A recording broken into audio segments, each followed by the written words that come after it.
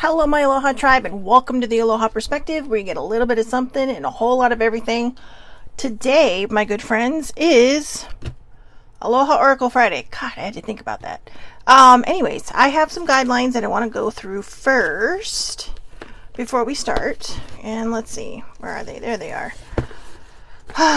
It's been a while since I've done the Oracle Friday, so bear with me, please. Oracle guidelines. Number 1, do not worry where the message is coming from. I only work from a good place, so if you're seeing this, there's a reason you are here. Number 2, do not make a card fit your question if it does not resonate with you. Forcing an outcome or an answer not meant for you can cause unnecessary stress and overthinking and can lead to anxiety.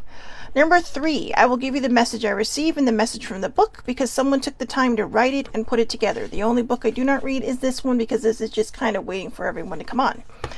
Number 4, angels, God, heaven, etc. might come up. Feel free to insert your higher power / universe. This will help the flow of the reading without stopping to clarify. So there you go. It's not impeding on other people's beliefs. Sometimes the oracle decks I pick just happen to bring these things up. I myself am a polytheist, which means that I believe in several different deities. I run the gamut. So, it's been a while since I've done this. Let's do this. All right, angel answers. I usually, for anybody that might be new or returning, just as a reminder, I pull these to just kind of get us rolling and getting us started. I have the Heal Yourself reading cards, Healing with the Fairies, the New Orleans Oracle deck, and Keepers of the Light because yesterday was yesterday was the end of the full super blue moon cycle, which was, Wednesday at its fullest. So, it's a good time to heal stuff and let it go as we head towards the new moon with the waning moon. So, it's about a time of letting go. So, there's another one. I know. Let's see. Nothing wants to come out. I usually try to do about 5 of these. But, what's happening, Angel Card? Maybe they're mad at me because it's been a while since I've done this. It's been at least a month, hasn't it? I think it's been about a month since I've done these. Is that 5? Nope, that's 4. One more, guys. One more. Ooh, that's a lot more than one more. That's 3 more. All right. Sometimes when I get extra ones, it feels like it's very specific to somebody. So it might not be for you, or just as the general reading, it may just be a specific card. So number 1, compromise. This was the very first one that flew out of the deck or fell out of the deck, or I pulled it out of the deck. But compromise. Compromise is exactly that. What can I add to that? I mean, literally, what can I add to compromise? Because, in any type of relationship across the board, whatever you're in, it doesn't matter if it's romantic, platonic, friendship, family, compromise is a very beautiful and wonderful thing that can keep situations from escalating to the next level. So if you feel like your situation's about to escalate to the next level, just, agree to disagree and come up with a compromise, okay? Before I forget, rabbit. It's the first day of the month. Peaceful resolution. Whatever it is you are going through right now, there is going to be a peaceful resolution. So, kick up the good vibes. Just trust that everything's going to happen and know that everything's going to work out for the greater and highest good, okay? So, peaceful compromise. Or peaceful resolution with compromise. See, these are 2 good cards that really kind of go together. When you have a compromise, you can come to a peaceful resolution. There's no need to worry. Everything is working out as it's meant to. So, again, compromise, peaceful resolution, and don't worry because it's all working out, okay? Be assertive. Sometimes you have to stand up for yourself. This one feels like it's a separate card. This one feels like it's for somebody very specifically. So if you are not standing up for yourself, you need to figure out how to stand up for yourself. Because, and that doesn't mean, go from one end to the other. Find that middle ground where, you're not in someone's face. But, you're telling them exactly how you're feeling and you're sharing your feelings. You're telling them, look, you know what? I'm not going to take this behavior anymore. Or it could also mean a different situation where maybe you're the quiet person in the room and you have all these great ideas and, you tell it to other people and you don't speak up. So other people take your ideas and get all the kudos and then you get mad. Be assertive. Tell people, whether they use it or not, whether they think it's a dumb idea or not, at least you tried, right? At least you spoke up and said something, because you never know when you're going to hit the nail on the head. So be assertive was definitely a separate card for somebody. I don't know what this is for, but I think this is the other separate card. Whatever it is you are shooting for right now. All right. This is, not anything. I mean, I can't explain it, but what I'm seeing in my head is, you know what? I'm hearing read the book on this one. All right. So let's read the book on this one. Unlikely. That's interesting too, because I rarely get told to read the book on something. The situation you have asked about is unlikely to occur as you are imagining it. There may be a different version of events that will take place, or it may be that what you've asked about is simply not in your highest, greatest good. Place your focus on an alternative possibility, open your eyes to different opportunities, be willing to experience a unique and more uplifting outcome than what you had planned for yourself. So basically what it's saying, go with the flow. Pivot and go with the flow and just see what happens, right? Because whatever's meant for you, this or something better, right? So this or something better is going to come to you. And see, when you pivot, you're going to get that, yes, you're on the right track. And last but not least, helpful people. Okay, helpful people. Being helpful is not a bad thing. It's not always about donating money, right? It's about donating time. So those were the angel answers decks, or angel answer deck. Heal yourself. I thought I'd pick this one, like I said, because, we're just finishing up with the full moon cycle, and, this is a time of releasing. This is a time of releasing, letting go, healing. And the way kind of in a nutshell, when the moon is full, right? It's let's start with the new moon, or let's start with where we're at now. We're in a waning moon, which means the moon is going into darkness. All right. And when we, so we're letting go, right? Everything is, the moon is slowly losing its brightness. So it's letting go. It's letting go, and it's waning into the new moon. And the new moon, because it's sitting there. It's ready to be full. It's ready to be filled up, right? It's that cup that's ready to be filled. Just, that's when you set your intentions. That's when you can pray for something, or you can pray anytime you want. You can set intentions anytime you want. You can manifest anytime you want. But I think for a lot of people, it's a good idea to do it that way, because you're really kind of focused on a time period. Now, what you're asking for may not come to you just like that in the time period that you expect it to come through. However, you're planting the seeds, right? And like any garden, you have to water this. You have to water it with positivity, with love, with encouragement. And all this stuff has to come from with you. This light has to come from with you. But right now, the cycle that we're in is letting go. So basically, we're taking all this gunk and this muck and this crap, and maybe it's just from the last couple of weeks or the last, whatever, and we're letting it go. We're also in retrograde, and Mercury retrograde is huge about bringing things to the surface and releasing it. Oh, that's why a lot of things seem to be going sideways lately. I forgot, it's retrograde. Of course.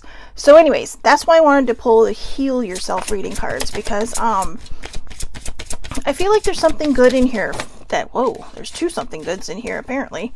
I always try to do 3 shuffles just in case I miss something. So there's one. And sometimes nothing else comes out. So, help from above. Don't be afraid to ask for help from your higher powers, okay? I know a lot of people say, no, though, that's not what they're there for. Bullshit. That's exactly what they're there for. They're there to help you, but they can't help you unless you ask. So whoever your higher power is, whether it's the universe, the angels, God, another God, just ask for help. So the first card, this is interesting. Ooh, I like the second one. Entrapment is the first card. Entrapment. So let's see what entrapment has to say. I'm just going to read the cards on these, because I think these are going to I think some of these are going to hit me between the eyes too, because I already see one that is. You are letting too many things in your environment control your life. So basically, you are entrapping yourself. You are letting too many things in your environment control your life. Have you drawn this card because it is time for a shift in personal power? You are encouraged to Oh, sorry. I read that like a question. It is not a question. You have drawn, I have mild dyslexia, so. You have drawn this card because it is time for a shift in personal power. You are encouraged to take responsibility for your life and choose new ways of thinking that create change. The reality is that for you to make the changes you want, need, and desire, you need a system, daily discipline, and motivation. As long as you blame outside influences for any circumstances in your life, you are powerless. It's the government, your abusive background, the interest rates, the bank's fault, blah, blah. I added the blah, blah.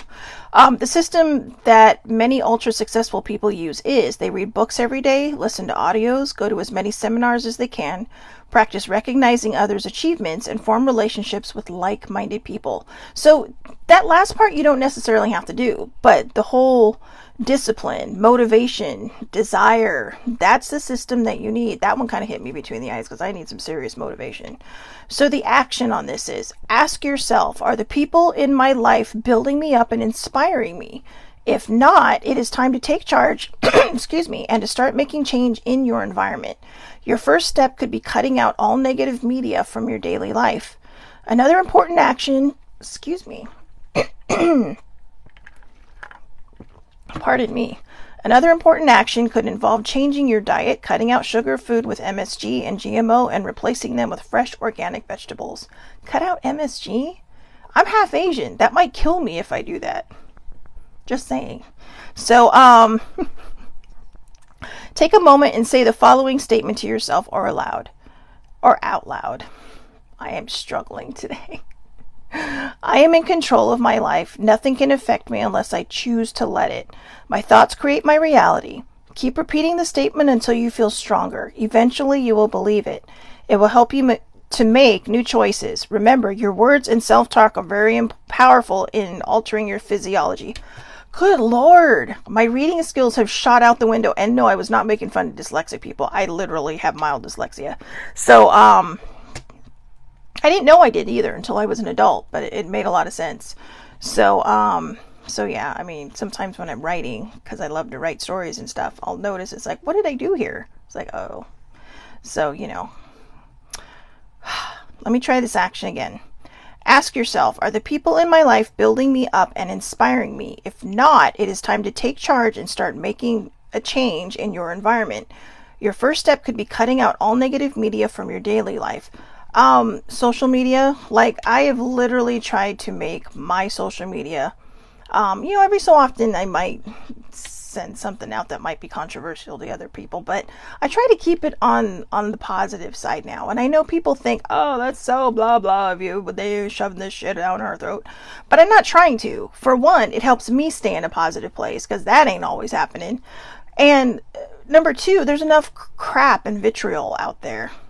I don't need to add to it, right? I should be trying to add the love and light and stuff out there because enough people are complaining and bitching and moaning and complaining some more and telling people how to live their lives and telling people how they shouldn't do this or they shouldn't do that or berating parents for the way they raise their children when a lot of these times the videos that are put out there are really kind of clickbait. They're to make you angry. That could be one person in 1,000 people feeling this way. But 2,000 more people are going to reply to it and just fight over it for absolutely no reason. And most of the time when we see these short videos, we don't always have the full, complete context of it. We don't. We're seeing a snippet. But we're seeing a part of it. I have seen videos out there where I've seen the entire video and somebody has taken a small part of that video where someone is putting out a question, but they're reposting it as fact. And then everybody jumps all over it and freaks out. So, everybody's entitled to their beliefs. And you are absolutely 100% entitled to your beliefs. But when we start shoving our beliefs down other people's throats and fighting over it and arguing over it and being cranky over it, that's where the negative media from our daily life comes from. So, yeah. That's a good card, entrapment. So, don't entrap yourself in your own life. Good morning, Deborah. Card number 2. That's kind of freaky, ain't it? Self-sabotage. How many people are in the habit of self-sabotaging? You're probably like, I don't. The people who admit that they're that they're good at self-sabotaging are generally the people who are healing. When I first saw this card, before I really started healing this one part of my life, I absolutely knew that I was self-destructive, but that's because I had therapy before I got these cards. But before that, I thought, no, I've got everything under control.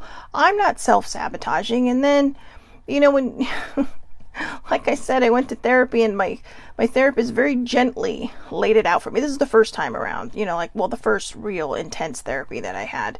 Not the first time I'd been to therapy, but a couple years ago. And boy, that was an eye-opener. This is the one that, see, Deborah says it perfectly. We all self-sabotage often, and more often don't know it. And that's exactly it. A lot of times we're self-sabotaging and have absolutely no idea we're doing it, but we're coming from a self-righteous place, right? Like, oh, well, I'm right, you're wrong, blah, blah, blah. But we're self-sabotaging. We're trying to create a scenario that is going to push people from us, because a lot of times it's a protective mode, or it's a fear of something. It's not a good thing. Self-sabotage has no bright side to it. Absolutely no bright side. It is either you are afraid of something, that's the big umbrella part, and then you have to figure out, what is it I'm afraid of? What is it I'm trying to push away? What is it that I'm afraid to allow into my life? And then you have to figure out why. So we can all move out of self-sabotage. I mean, sometimes I think we're just going to naturally do it. We're going to think, oh no, I'm not self-sabotaging. I'm being protective of myself. I'm protecting myself. But what are you protecting yourself from? If it's someone who's negative and you have to set a boundary, that's one thing.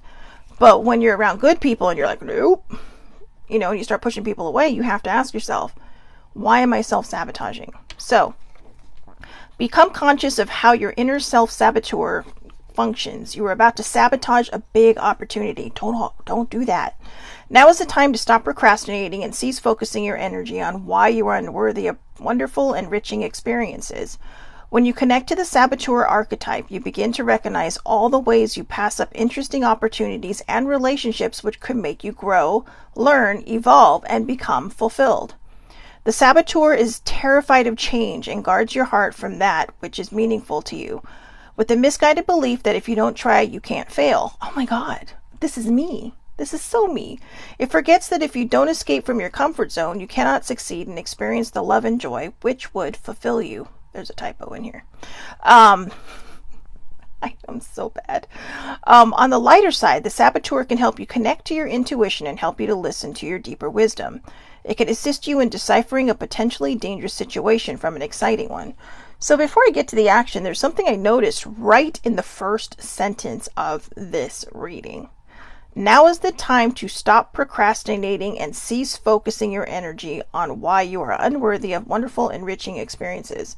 Now, it's actually the first part. Now is the time to stop procrastinating. I joke all the time that I've been procrastinating since birth, and that I come by it honestly because I've been procrastinating since birth.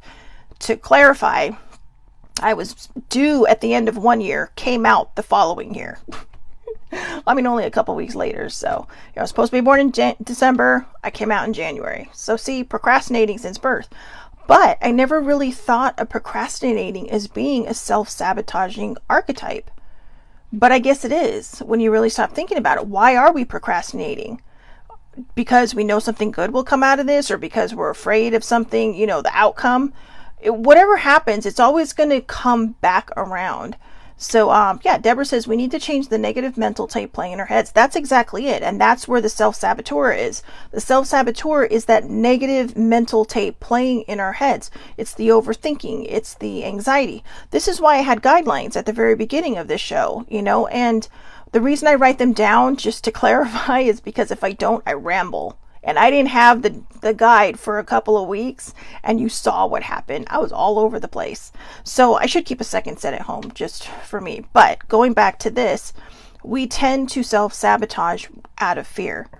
Change scares the hell out of me, and yet the more I'm learning to embrace it, the more exciting it gets. There's like this incredible feeling you get when you're nervous, right? When you have those butterflies and you're like, oh, but it's like a roller coaster. Right? You get on it, you don't know what to expect, you're scared out of your mind, But then you get off and you're like, let's do this again, you know? So it's like this weird, you know,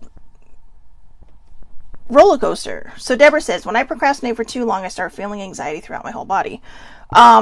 Yeah, you know, the funny thing is I've been procrastinating so long that I don't feel it anymore.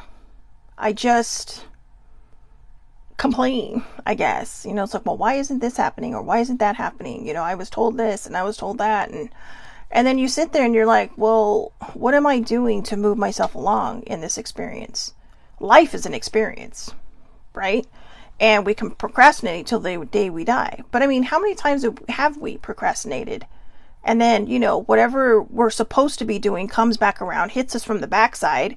And then you're like, oh, well, that wasn't so bad. Or, hey, you know what? Yeah, that sucked, but at least it's over now. It's behind me.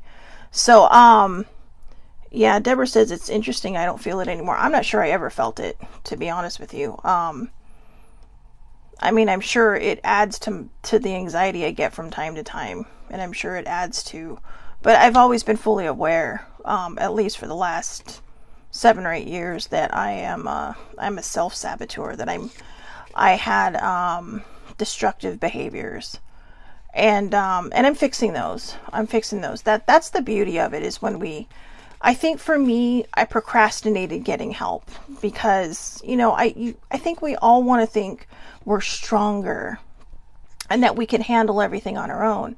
But that's one of the things I love about therapy. And I'm not telling anyone to go, I'm just sharing my own experience. That's one of the things I love about therapy, is that this person is there to help me navigate my life. It's to help me navigate, you know, and, you know, therapy is about being honest. If you're not going to be honest in therapy and you're going to complain about everybody else and how they affect your life and how they're damaging your life, you maybe have to put the mirror up to yourself and wonder if you were the person that is the problem, or part of the problem at least. And I know for me, I was. I mean, I would just go off the handle when I would lose control, because, you know, for all the things I've been through, I needed to have some kind of control over my own life. And I think for me, that was my version of procrastination. So Deborah says, maybe this is the same end result as you have, but as soon as I accomplish whatever I was procrastinating about, I physically feel lighter. It's such a great feeling. I know. She says, I wish I wouldn't do this to myself. I think we all do. But, you know, it's like I said, maybe we have to stop worrying about, you know, facing the outcome and just do it. Because once we do it, it's over with, right? It's done. And we can move on. You know, we can move on. I know people that don't want to do a colonoscopy, right? I mean, everybody gets to this certain age, and now they're saying people at 40 should start having them. And they're all like, because they hear all these horror stories from other people. Like, oh, it was so terrible, or oh, it was so this, or it was so that. I'll be honest with you, the colonoscopy itself, you are out like a light. You are not going to feel a damn thing. Okay? And even if you're in a haze, you are not going to feel anything. The prep ain't easy, but you know what? It is what it is, but it's not that bad. Just get it over with. Get it done. You know, I mean, it's weird. And, yeah, see, exactly. And after we've done it, we realize I did it and it was no big deal. Good or bad, whatever you're facing, once it's done and it's in your rearview mirror, you can move forward. So the action for the self-sabotage card is take a few deep breaths and become conscious of where you are. Oh, sorry. Let me try this again. I told you my reading skills are a little bit stupid today. Take a few deep breaths and become conscious of where in your body you feel like you are limiting yourself. Place your hands on that part of your body. Visualize your saboteur archetype. It may look similar to this card or like a shadow aspect of you. Ask this part of yourself to show you how you miss out on or sabotage your relationships, career, money, health, and any other aspects of your life where you are not fulfilled. Become aware of your patterns. Make a commitment to yourself to start focusing on your strengths rather than your weaknesses, and welcome new experiences into your life. So the last couple of weeks, my knee has been giving me the fits, the absolute fits. And the spiritual cause of knee pain, I mean, I have an existing knee thing going on anyway, but one of the spiritual causes is ego. So how often do we feel we need to be in control? How often do we think we're in control? How often are we sabotaging things, or being bossy, or being this, that, or the other, or thinking we're right and when we're not? And I've had to go through that. Yeah, you know, knee pain, but, and I've been going through that. And the more I start to heal that, the more I just start to level out. My knee pain is going away. And I told older siblings, like, yeah, I have a problem with my knee. I've had a problem with my knee for a long time. I injured it years ago, and then I re-injured it. And, you know, I realized my ego was getting out of control. Now, people are going to say ego like, oh yeah, I'm the best person in the world. Ego isn't always about that. Ego can be very subtle. It can be the things that we do, the things that we say, us, you know, thinking a certain way and not listening to other people. Remember, the angel card started out with compromise, not worrying, and a peaceful resolution. When we compromise, we can come up with a peaceful resolution as long as we don't worry about the further outcome. And I think that, you know, it's like, well, you know, I was just kind of blaming the world for everything wrong, you know, everything that's wrong with my life, instead of taking responsibility and realizing I've been self-sabotaging. So that was a wake-up card for me, because I didn't realize. You know, you're like, how do you not realize you're still doing that? I didn't realize I was still doing that, you know? Now, right now I'm stretching my knee and it's not hurting like it was. So was that my solution? I don't know. I'll have to catch up with you on that later. So let's see, if one is controlling, is that part of this ego you're talking about? Absolutely. Absolutely. Being controlling is a part of the ego. And I think being controlling, I know people would look at it, in some cases, I'm sure it's a very negative thing. But especially when it's, you know, coupled with narcissistic behavior, but that's a whole different conversation. That's an abusive conversation. When we're controlling in our own lives, I think that's our way of self-sabotaging, our way of being self-destructive, because we have trust issues. We're afraid to let people in, so we have to control everything around us. It's like, you know, living in a fortified castle, and you are not only the head of this castle, but you're the head guard, you're the head security, you're the head, you know, warrior, you know, you're the one standing right behind that drawbridge going, all right, let's do this, bitches. So, you know, that's controlling, because, you know, we don't trust everybody else around us to do their part. And we think, well, you're not doing it fast enough, so I can do it. Or you're not doing it the right way, so I can do it. If we ask people to do things for us, let them do it. If it's not your way, then you should have done it yourself. But we need to learn how to be more open. And, you know, Deborah and I are a lot alike. We have these trust issues. We have, we struggle with trust. No matter how much the people around us love us, we struggle with trust, and we struggle with letting go of the reins sometimes. And how, whatever our story is on how we got here, we need to break that habit. Because that is self-destructive, that is self-sabotaging, that is your ego.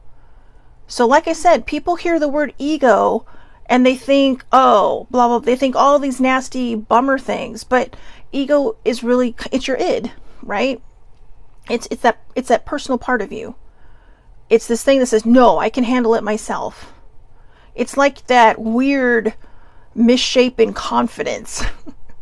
Because it's not confidence at all. It's like a replacement for confidence. It's just kind of being a battering ram when all you need is a key to open the door.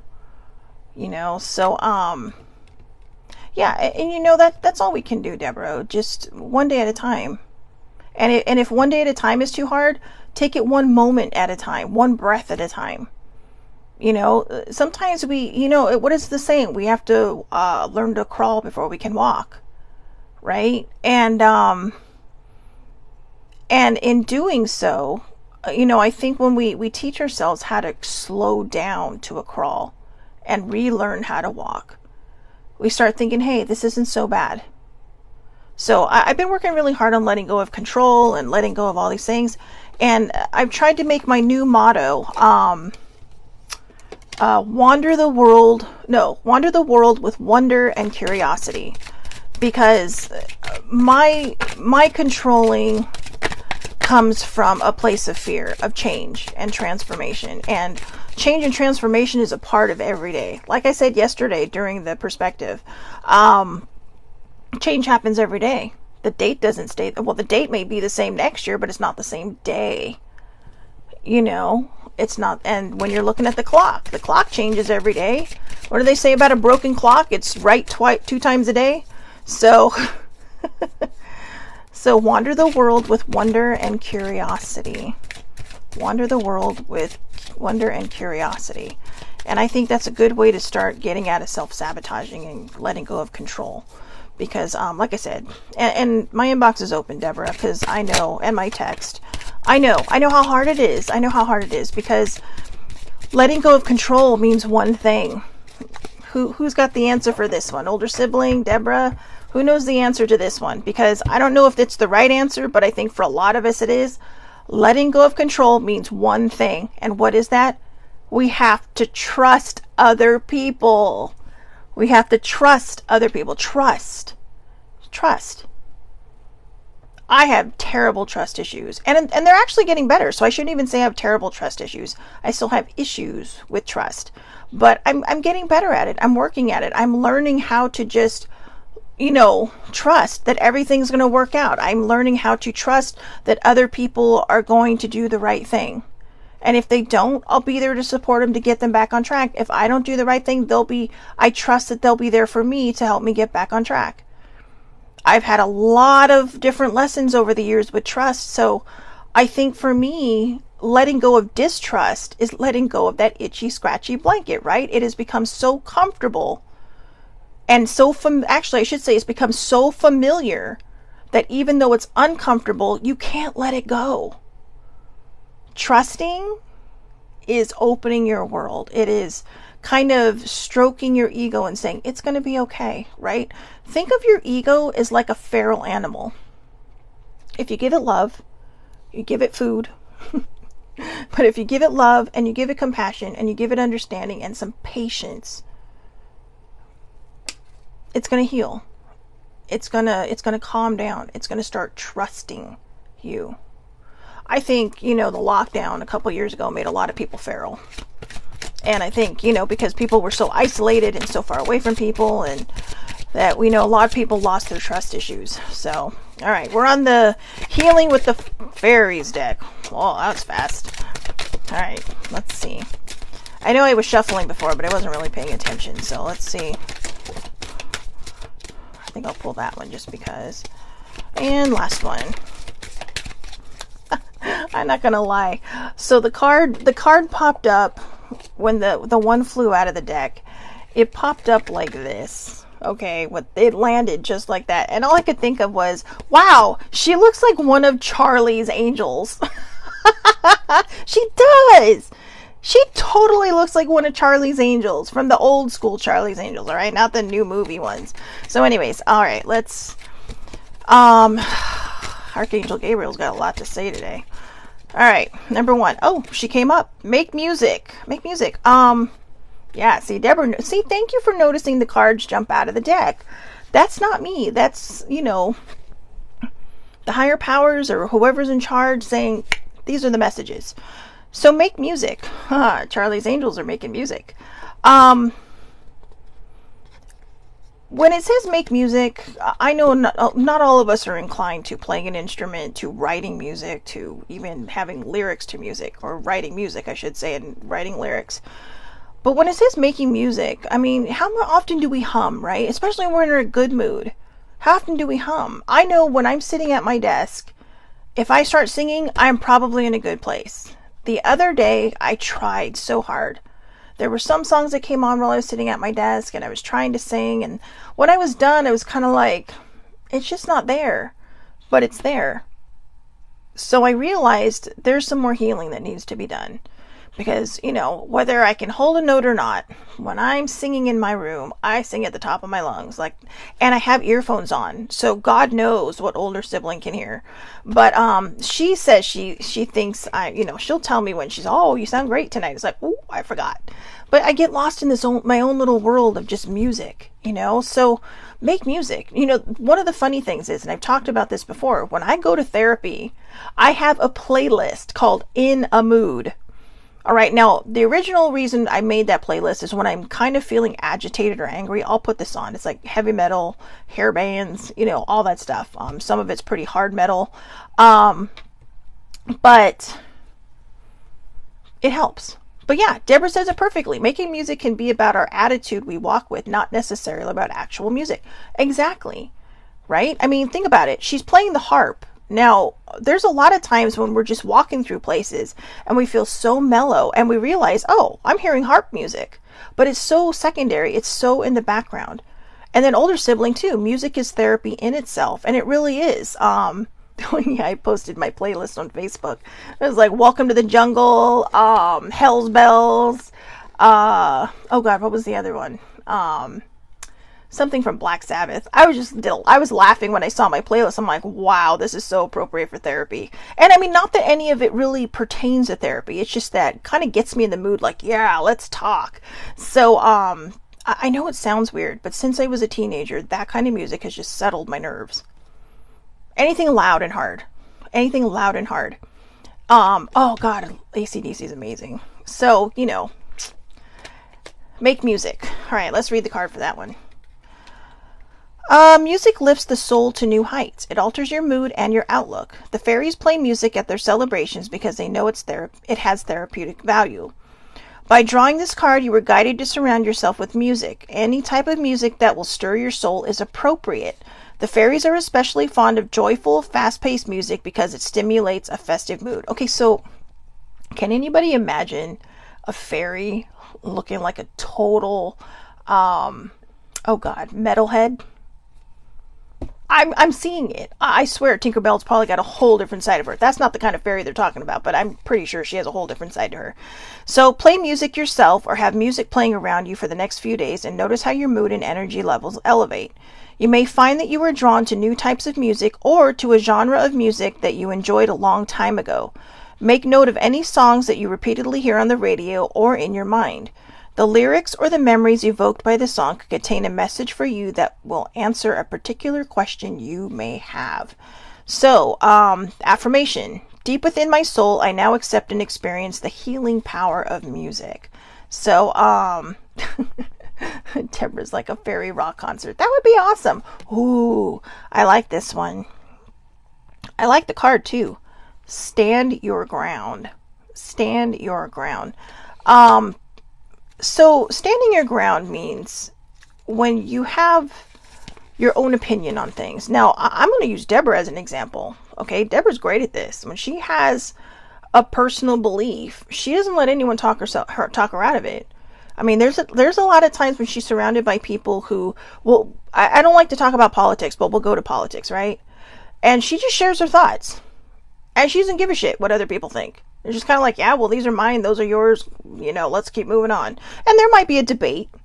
And there might be, you know, no, but see, that's just it. I was about to get to that because she says, how interesting. Check our egos, but stand our ground. There's a difference between having the ego, but standing your ground. And the whole difference is, you know, going back to the example of being controlling, being part of our ego. Being controlling and not trusting is different from standing your ground. Standing your ground means, yeah, I have a personal belief in this, but I'm not going to sit there and pound it into somebody else. This is my personal belief. This is what I believe. And the reason I use Deborah is because, like I said, politically, you know, she's a different mindset of other people that she may talk to. But she'll stand her ground. She'll make her case. But she doesn't force it on anybody. You know, when we don't have trust in people, it can open up this whole, it can open up a whole new, you know, bag of worms, right? When we don't have trust for other people, we immediately think they're trying to hurt us. We immediately think that they're, you know, out to get us, that the world is out to get us because, you know, our control is slipping out of our hands. And we get self-destructive. We get, you know, kind of self-sabotagey through all this stuff. And we have to figure out why and how this is happening. So, you know, when that happens, there is a distinct difference between ego and standing your ground. But yeah, she said she learned a long ago to hear others' opinions, especially when they don't agree.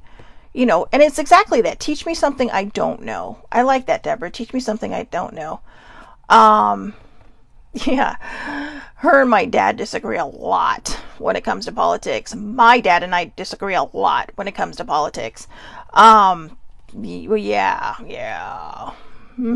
No. Deborah and I are more on the same side on that one. But yeah, so stand your ground. All right. So, standing your grounds. The fairies ask you to make decisions based upon your honest feelings. Stick to these decisions and don't allow outside influences to cause you to waver.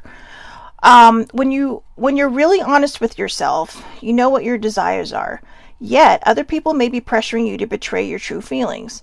This card signifies that your original decision is valid and that you mustn't let outside influences sway you. While it's always wise to listen to the counsel of others, don't allow your needs to be compromised. Don't be afraid to tell others how you feel. You'll probably find that when you speak your truth, new solutions become apparent that allow for win-win situations. As soon as others are aware of your true desires, they will help you find a way to manifest them without compromising their own needs. Everyone will feel happier as a result. Even more important, your self-confidence will increase as you take care of yourself, and others will respect you for standing your ground. So the affirmation, I speak my truth powerfully and lovingly. I trust in my strong feelings and stand my ground in following them. And that's just it. That's where the ego and standing your ground separate. When we have an ego, we're trying to make everybody do it our way. It's like I said, when you say you're asking someone to wash the dishes, hey, you're trusting them with your china, but then all of a sudden it's like, don't use this, don't use that. I mean, they know, maybe they have their own china, right? And they're like, hey, I do this all the time. Don't worry about it. You asked me to do this, go away. So see, and yeah, when you basically standing your ground is not letting anyone shake you from being your authentic self. It's removing all that negative stuff around us. It might be removing that ego from us, removing the controlling bits of us, the distrusting parts of us. And it's knowing who we are. And if you're not really sure about who you are, that's where the healing work comes in. That's where the shadow work comes in. Look up Carl Jung. He's wonderful, pioneer of shadow work, absolutely amazing. He is. I've never really understood Freud, and I guess I know why, because Carl Jung, I mean, the minute I started reading about him and started really kind of diving deep into the shadow work, he blew my mind. But they were colleagues, and they went their separate ways in certain ways they thought that therapy could be handled. And I mean, Freud is like the grandfather of therapy, of, psychotherapy. So, Deborah says no one really understands Freud. I'm not sure Freud understood Freud, but no, I mean, he's the grandfather of therapy, psychotherapy. So, to him, thank you, because now we have all these people finally, ending the stigma and getting themselves help. But at the same time, Carl Jung went deeper. He wanted to know why he was feeling the feelings he was feeling. And so he started, kind of like an archaeologist in his own life. He was digging very carefully to unearth these things that were buried within him. And that's where you find your authentic self. So stand your ground, all right? Stand your ground. If someone's trying to force you to do something you do not want to do because you know it's not right, it's not you, it's not fun, it doesn't, just say, I'm sorry, maybe next time. All right? And if they try to give you a hard time, bye. So probably not, yeah, don't take that advice. That's not the best advice. Handle it the way you think best to handle it, but be true to yourself, okay? So laughter. Laughter is one of my favorite things. I got a text this morning from somebody that was reading or watching my post from yesterday, and they were rolling. I admit I'm not comedian, stand-up kind of funny, but I do try to keep it light. But Deborah said it was good advice. But yeah, if people are using you or they're toxic, it's time to hit the road. But laughter, who doesn't love laughter, right? Laughter is so much fun. But how often do we forget to laugh? How often do we forget to laugh? How often do we forget to, smile at something funny? I have a very dark sense of humor, and I have an accidental tendency to be very inappropriate at the absolute wrong time. And I think it's because a lot of the things that happen to us throughout life, we have to find a way to make light of it so it doesn't kill us, so it doesn't drag us down that slippery slope of that ugly road, you know. And so, yeah, I've had to check that. I've had to check that inappropriate humor at the door sometimes. But other times it's just, you know, you're just kind of like, I think the situation calls for it, and the person that I'm saying it to will absolutely understand. Will absolutely understand. And most times, more times than not, they do. So other times it's like, ugh, too soon, sorry. But yeah. Oh, I can be so dark sometimes. So laughter. But yeah, Deborah says it perfectly. The only thing I have to really say about this is laughter is good for the soul. So every cloud not only has a silver lining, but it also has a humorous side. Try to objectively stand back from your situations and find a humorous twist. Laughter will help you see your life from a new perspective so that you can receive a creative insight and solution. All right. So you're much too serious about life. Oh, I'm sorry. They're talking about me. So, yeah, when I was 17 years old, my father said, "You were the oldest 17-year-old I know." He's all, "You're like an 80-year-old woman." I know 80-year-old women that were acted more fun than I did. But, yeah, and Deborah says it well too. When we are self-sabotaging or procrastinating, it's hard to find that laughter. And it is. And that's, well, I have turned procrastination into a joke. Baby sibling made her, myself, and older sibling a shirt that says, oh, what is it? Procrastinators unite, ... tomorrow. So it was a whole play on just procrastinating even more. So procrastinators unite tomorrow. So that's kind of been our joke. But you know, there's some stuff that's gone on in all of our lives where I think that's why we procrastinate.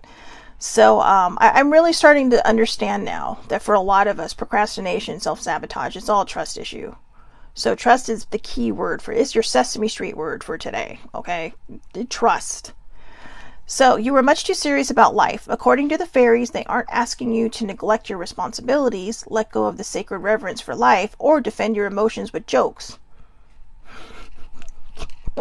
I feel like the fairies just called me out. Instead, you're asked to see the humor that runs through the thread of life.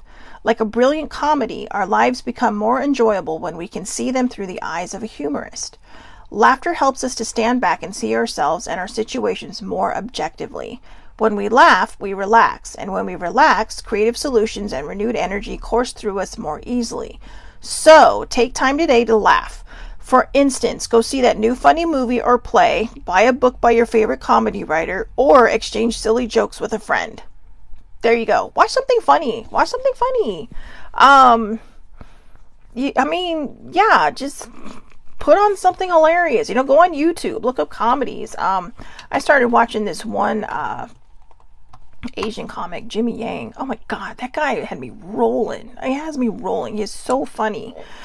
And affirmation: I find the humor in life and I laugh easily. I find the humor in life and I laugh easily. But yeah, man, those fairies, they just called me right out. Oh, and this is a good one to end with. Look inside of yourself. Is it just me, or do these cards all have a point to them, eh? They're leading up to something, right?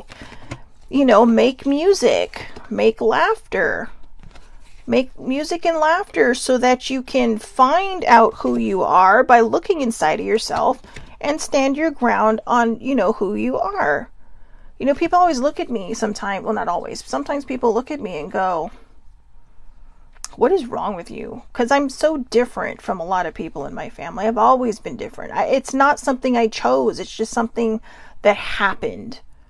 Right? Archangel Gabriel really nailed it with these cards. That's my personal preference. It could be anybody you want. You're probably saying, "Hey, Odin nailed it with these cards." Whoever you want to believe, it's fine, because whoever put these cards in our hands, they were meant to come out and they were meant to be seen. But yeah, these cards feel like a wake-up call. But yeah, you can stand your ground. So, you know, just to be who you are. You know, that's the one thing I'm lucky about. I see on Twitter from time to time, I'm different from my family, I'm goofier than my family, my beliefs are different from my family, and I wish I had more like-minded people around me, because none of them want to listen to me or talk to me, or because they think I'm this, that, or the other. And all I can think of is, wow, I'm so happy and grateful that my family is so supportive of me. My dad, my sisters, my family, my aunts, uncles, cousins, they're just kind of like, yep, that's Shelly. That's Shelly. That's Shell. That's Shelly Marie. Whatever they call me. They all call me different things. So that's Shell Bell. So they just kind of, I guess in a lot of ways, they take me, they kind of take me with a grain of salt. And she'll say, oh, she's Ohana, baby. Exactly. It's my Ohana. My Ohana just knows how I am. And the ones that don't like it have walked away. And that's okay. I can't force them to accept me for who I am. But I'm also not going to chase people that can't accept me for just being me despite my beliefs.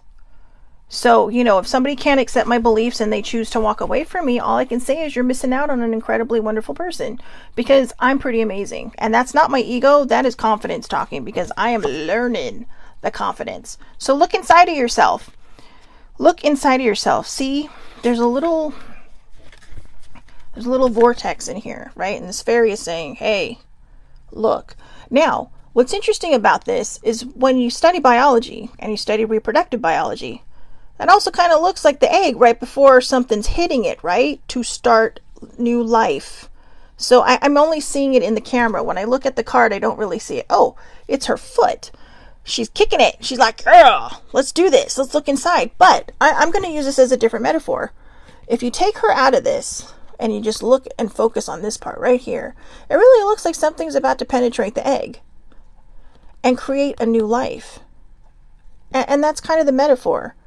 When we look within ourselves and we learn how to heal things and we learn how to restructure everything. Oh, thank you, Deborah. And we learn how to restructure our minds. And as Deborah said, we cut that negative mental tape in our head. We're creating a rebirth. You're already here. You're probably already who you want to be. But it's only when you're by yourself that you allow yourself to be you, or when you're with your closest people that you allow yourself to be you. And a rebirth doesn't mean that you're changing into somebody new. It means you're uncovering this beautiful, amazing, wonderful, handsome, whatever, gorgeous human being that you are. You are uncovering you. You are removing the generational trauma. You are removing the limited patterns that you picked up as you were, expanding into adulthood, or even in adulthood. You are removing the inherited patterns. The way we may have been taught to believe because somebody else was taught that and somebody else was taught that, and that's just how we do it, right? How many times have we heard that? That's just how we do it. Whenever you can't get an official answer from somebody, it's always, well, that's just how we do it. That's just how it is. Well, it doesn't have to be that way. You are in charge of your own life.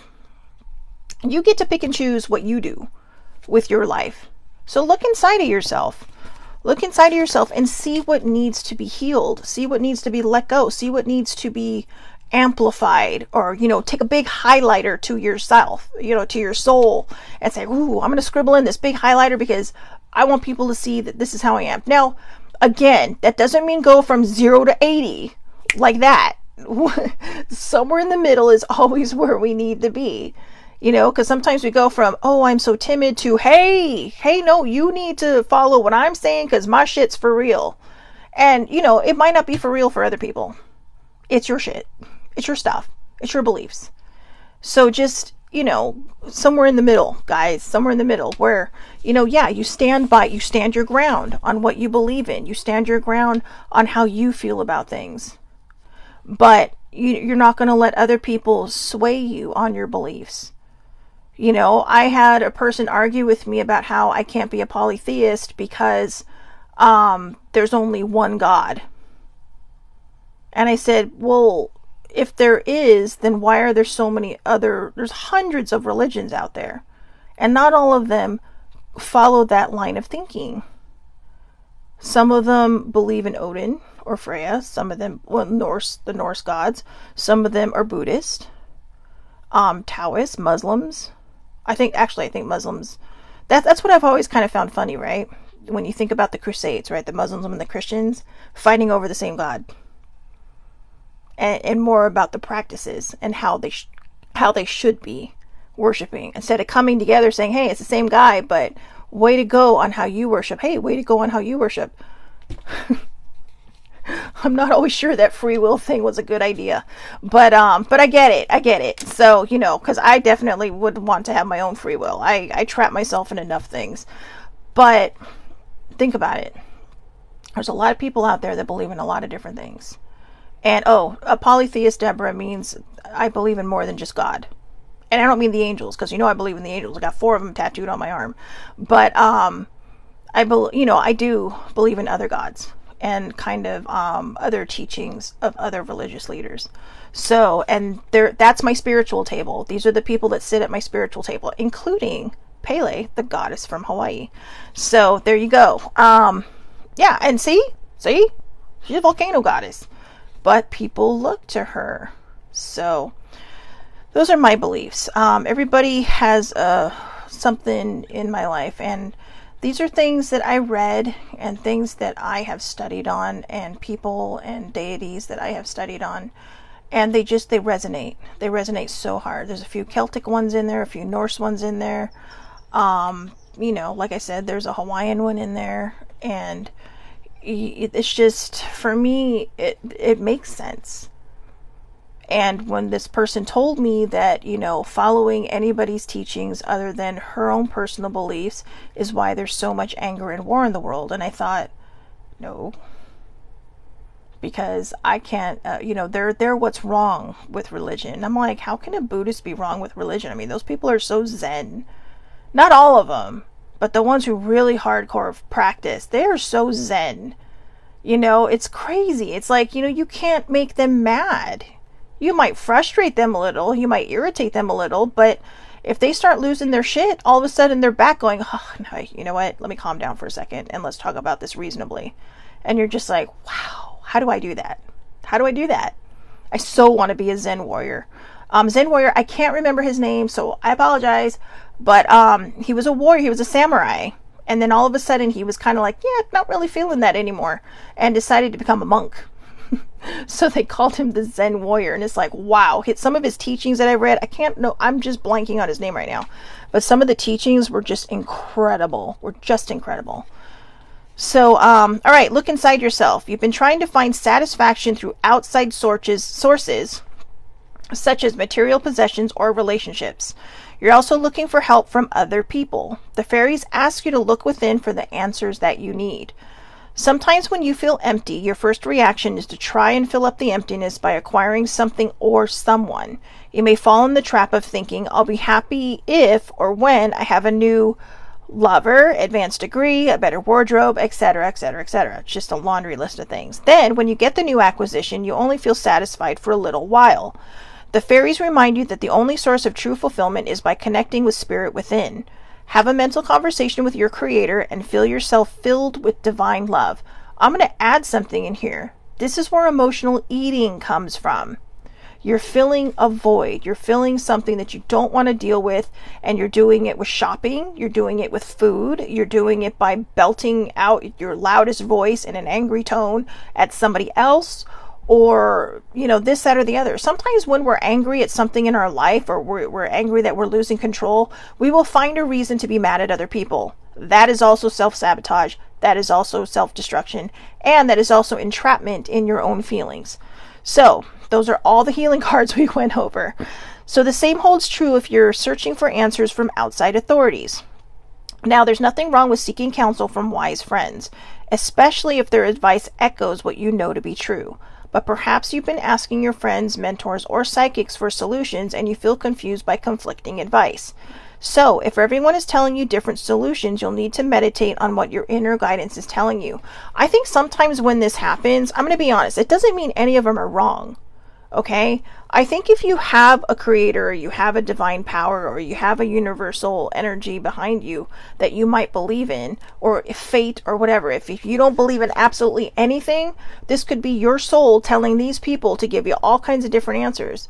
Whenever I come up with something and I ask baby sibling about it, and I know the answer to it, but I want clarification, or I want validation, she'll just send back the word bananas.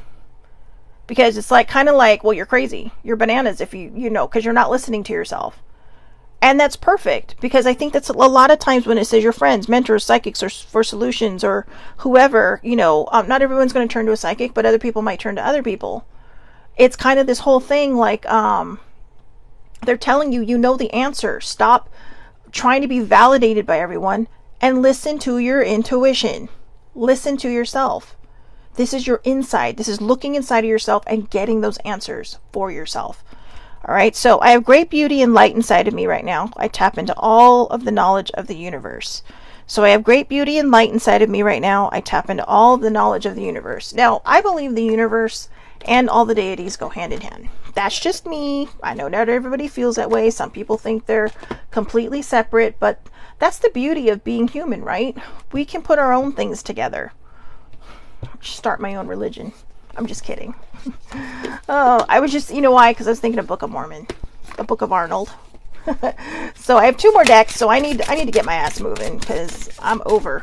And I did not mean to go over, but I'm over. So, all right. But I've had fun. Thanks, Deborah, for coming on this morning because it's been a treat. It's fun interacting with people. Not enough people interact with me. They pop on, but then they don't say anything. So, all right, we got a couple of cards there. Those didn't pop out. They kind of squeezed their way out. So, let's see. Ooh, here's an interesting one. I think this is validation. Music healing. All right, music. That's the second deck that this has come up in. So, music healing, guys. Get your playlists together. Go out there, burn yourself a CD. Remember the mixtapes from when we were all growing up? Well, some of us.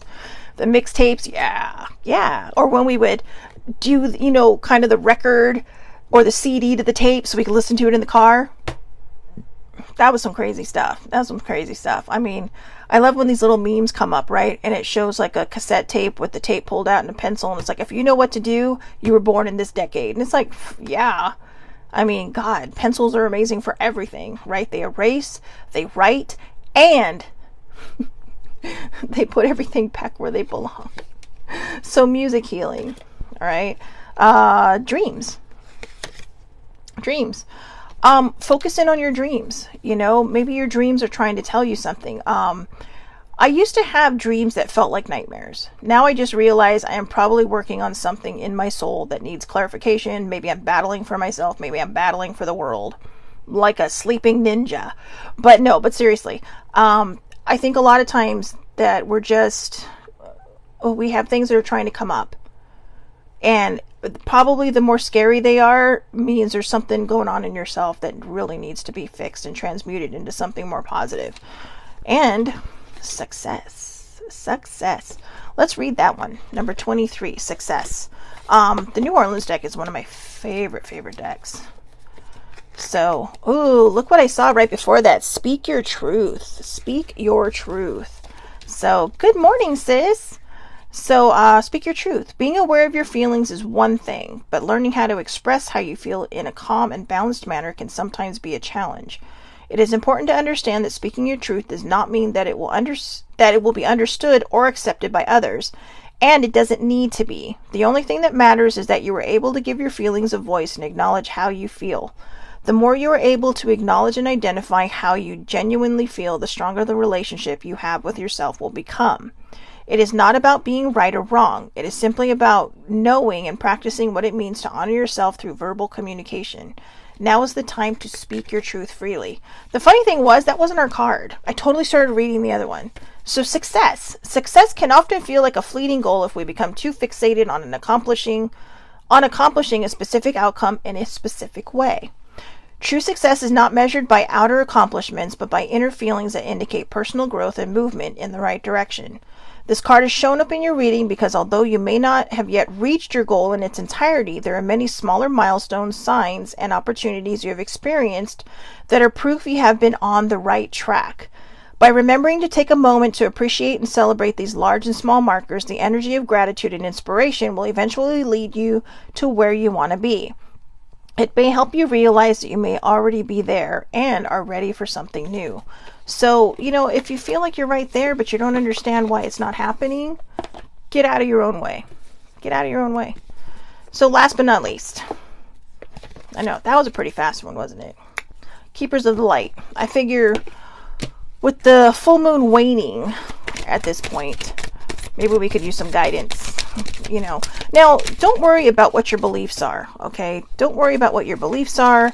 The Keepers of Light, they're non-denominational. They don't care who you turn your higher focus to. They're just here to say, hey, you know what? This is my speciality, and this is how I'm going to help you if you ask me for help. Remember, you got to ask for help. You can't just sit there and go, well, if you have time. I know a lot of people, my mom would tell me when she would pray, one time she's like, well, I always ask if God's not too busy. I'm like, God is omnipresent. He can literally be with all 5 bazillion people that are on this planet if they all believed in him and called him at the same time. Of course, they don't all believe in him because, like I said earlier, other people have different views and different beliefs and different followings. But I would assume that anybody who has a higher power, that they're probably omnipresent. So, and omnipresent means, hey, I can be everywhere all at once. It's like they're cloned, but they're not cloned. Yes, or people don't ask for help because their ego is in it. Yeah, they either think they don't need help, or again, the ego isn't exactly what we always think it is. They could also be saying, I'm not worth it. So the ego isn't always about being overly confident. It can also be very self-deprecating and self-destructive. So, so people might say, no, they don't have time for me, so it's okay. And how do you know? How do you know? All right, come on, keepers. There's one. Oh, there's another one. All right, is that it? Got 3. Ooh, okay, sorry. Whoa, that was weird. That one that popped out, Master Jesus. He's like, I will be heard, bitches. Ooh, Joan of Arc. I know. They're like, we are going to be heard, crazy lady. So, that was weird. Did you see that? It just kind of slipped off the top. I couldn't control it. It just landed. That's hilarious. So, Krishna, devotion. Krishna and devotion. Trust your spiritual guidance. Your commitment has been recognized. You are loved unconditionally. So, let's read about Krishna. I love this deck. I gotta get to know it better. You have a deep spiritual connection and must trust the guidance that's coming through. Your devotion to the spiritual path has been recognized.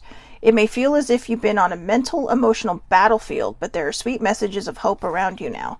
Krishna is here to boost your sense of connection to the divine and encourage you to act from your soul. If a decision needs to be made, ask yourself what will honor your soul and those around you. If you can choose the best for all involved, then you will feel even closer to the divine. That's legit. I totally needed that card. I did. I feel like I've been on a mental and emotional battlefield. So, it's devotion. And, right now, it doesn't have to be devotion to other people. Devote some time to yourself. All right? The next one, Melchizedek. I like this one. I've gotten this one before. Higher learning. You have learned from experience. More inner study is now required for further progress. See? And the other one, the other deck, look inside of yourself. So, look inside of yourself, more inner learning, get to know who you are. Get to know who you are. I mean, who are you? Who are you? I love when people ask me that. They ask me certain questions and I look at them like, like they had 20 heads, because it's like, don't you know me? It's like, who are you? Have we met? Seriously. But you've learned so much to this point and are learning more every day. You're recognizing all the great lessons your experiences and challenges have brought to you and are preparing for a transition or inner ascension where you will move beyond another level of fear and into the inner sanctum of your heart and soul. Become aware of patterns, ancient symbols, and signs being sent to you from the universe. There's a sense that you are now able to focus in a new way and offer greater light to the world. Melchizedek and his order are with you now, leading you toward spiritual wisdom. Meditate and connect with their light. Now, a lot of people are probably going, la la la, blah blah, Shelley Marie, whatever. These are non-denominational people. They do belong to different religions. But the Keepers of the Light are here to tell you, hey, it doesn't matter what your beliefs are. We're here. Just trust me. Trust me. Put your light in me. Put your faith in me.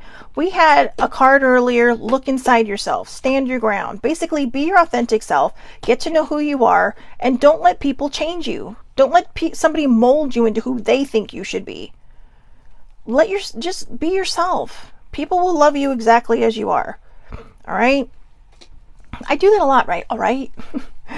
and I was just talking. See, I'm telling you, they're listening. Odin. I was just talking about Odin earlier. So, welcome, my friend. Psychic insight. Your third eye is open. See truth for what it is. Follow your intuition.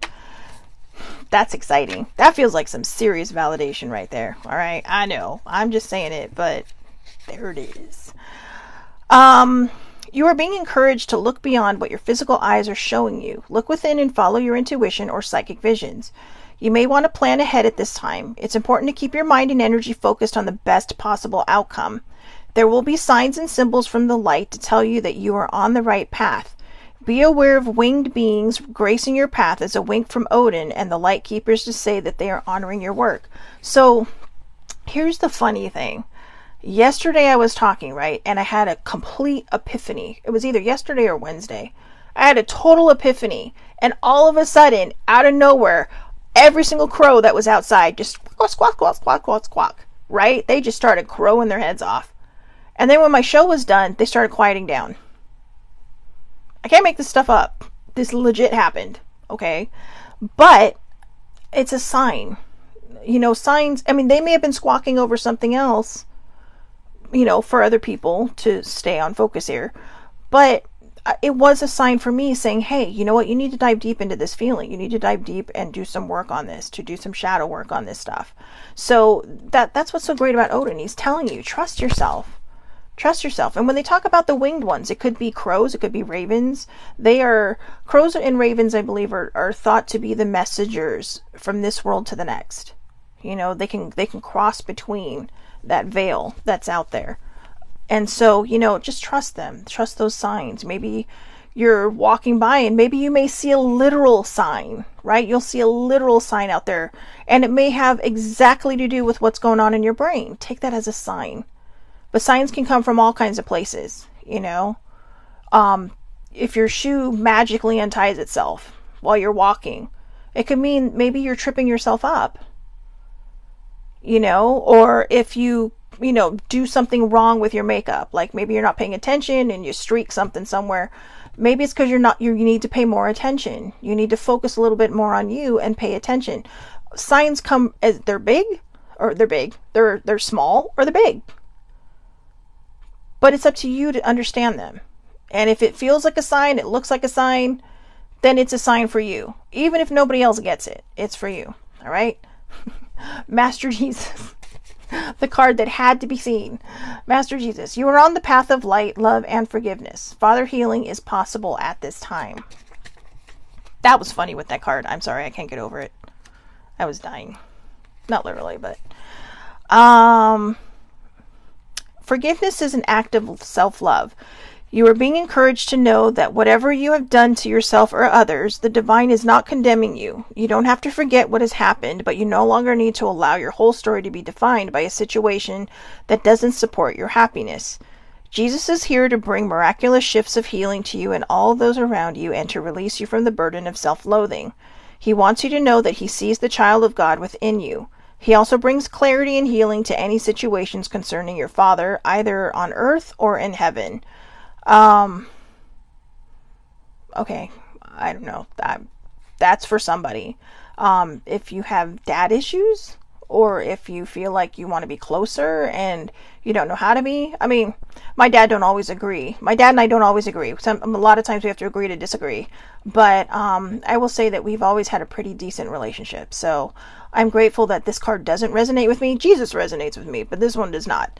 But yeah, if you're struggling with a family member, I think it's more than just maybe a parent. You know, this could be the card saying, you know, open that line of communication. You know, just trust that everything's going to work out. And if it doesn't, just know that you tried. Just know that you tried. And if there is nothing there to reach out to anymore, then just, you know, try to put that father energy into whatever it is you're doing. You know, be proud of yourself. You know, high five yourself. Do whatever you need to do to feel good about yourself. Listen to some hard music. Listen to some music. Laughter. Right? These were all cards that came out today. Compromise. Compromise was a big card that came out today. So last but not least, to finish up this week's reading, this epic reading of, I mean, this has been a long one. We have Joan of Arc. And it's interesting because we had a card earlier in the fairy deck that said stand your ground. The first line on this one is stand strong. Stand strong. This is a chick that literally was a teenager, rose from the ranks, and, led armies into battle. Yeah, it was in the name of God, but she led armies into battle. And it was the church that brought her down. But it was also the church that made her a martyr, and the church that made her a saint. And believe it or not, they were able to clear her name for all the dumb, ridiculous, trumped-up charges that they charged her with to burn her at the stake. We're all taught that, she was burned at the stake because of being a heretic and blah, blah, blah, and this and that and the other.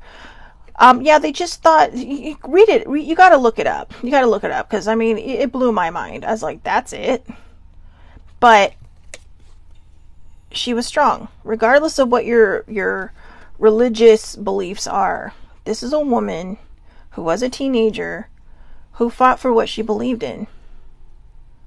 And nobody's telling you to pick up a sword and go fight, a battle with some, because there ain't no battles happening over here.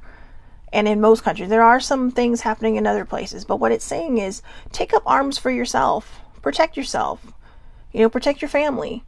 Protect the people you love. If you see someone coming down on them, stand strong. You don't have to fight with your fists. Sometimes the battle of wills is fought with words. Smart words. Not angry words, but, well thought out, well planned thoughts that come out of your face. And sometimes the battle of wills means just getting up and walking away, being the bigger person. It's not easy to be the bigger person, right? Because we always want to sit there and have the last word. But it just says, stand strong, focus on your purpose, release the fear of persecution, and speak your truth. Speak your truth.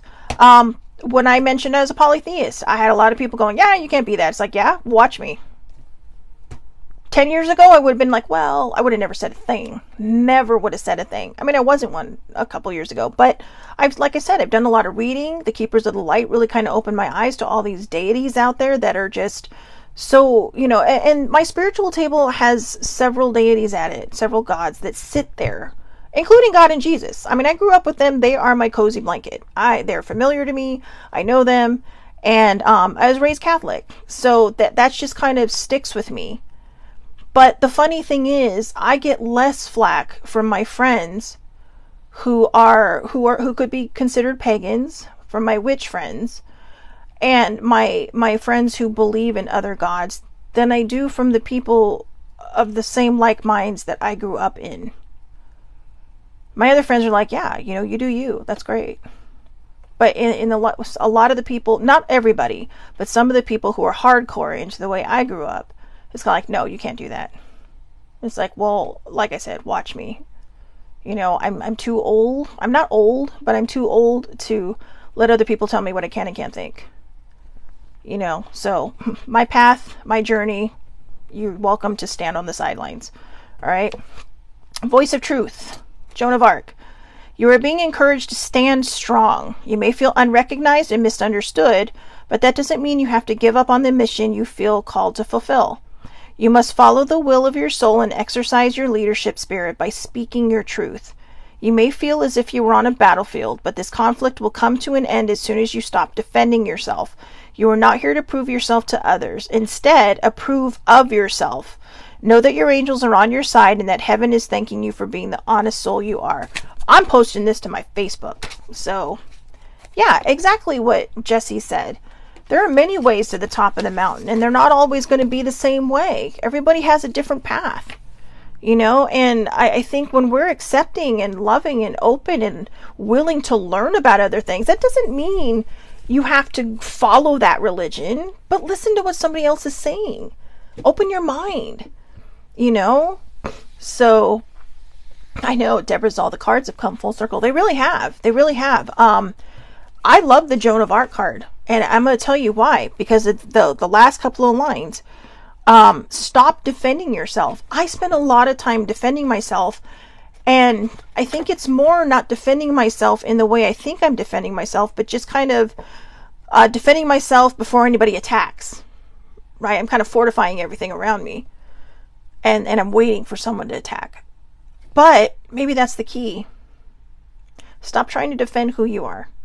The people who love you are going to love you. The people who are going to come into your life that are going to love you are going to love you. The people not meant to be in your life are going to walk away.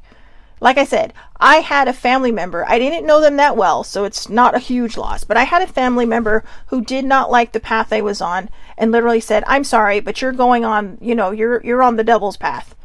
And I will not partake in this. And it's just kind of like, but I'm a good person. And I'm not on that path. It's just my beliefs don't follow your beliefs, so you're automatically judging me. And exactly what Deborah said. Love yourself and no need to defend yourself. I don't need to defend myself to anyone anymore. And I refuse to. So, there you go. All right? Speak your truth, guys. There's a time and a place to speak your truth. Not everybody's gonna, don't speak your truth just to start a fight with someone. All right? Speak your truth when it comes up if you feel you need to defend yourself, but you don't need to defend yourself. Just say, you know what? My beliefs are my beliefs and I don't need to defend them. You can have a discussion about them, but you don't need to defend them. If somebody's going to come down on you, just say, you know what? We're done here. We're done.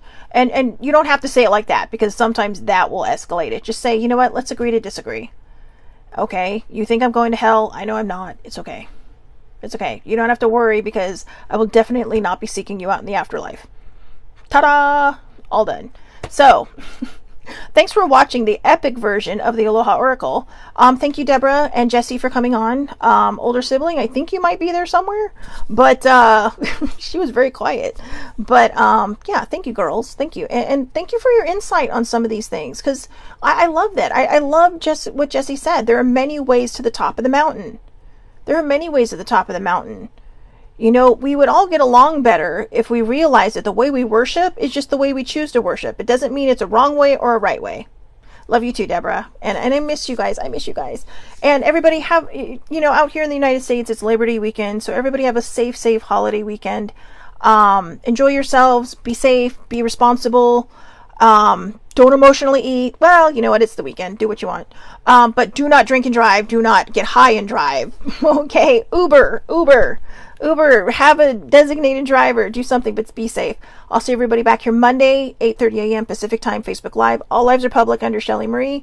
We'll be back to body mindfulness on Monday. I believe it's day number 22.